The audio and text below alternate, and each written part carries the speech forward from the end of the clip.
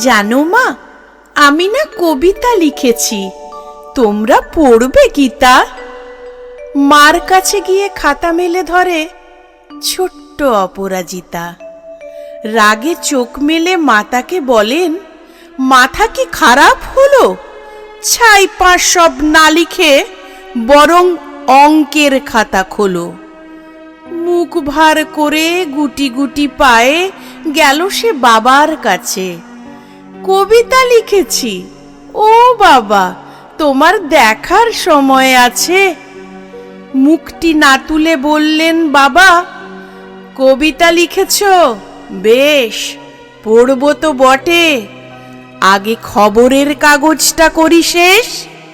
অগত্যা গেল দিদিটির কাছে, ডাকলো সে, দিদি আয়, দেখ না কেমন ছবিটা এঁকেছি ছোট্ট এই কবিতায়।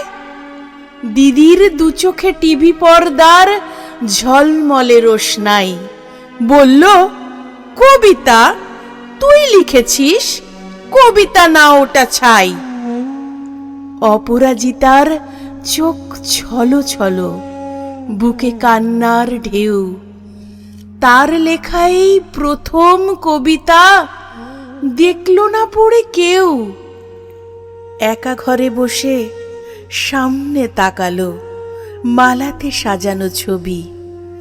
স্নিগ্ধ দু চোখে রয়েছেন চেয়ে সহজ পাঠের কবি। কবিতার খাতা মেলে সে ধরল, ঠোঁট দুটো থর থর। বলল, ঠাকুর কেউ না পড়ুক, তুমি এ কবিতা পড়ো। কি জানি কি করে কি যে হয়ে গেল, এ কথার সাথে সাথে রবি ঠাকুরের মালা থেকে ফুল ঝরল সে খাতাটাতে।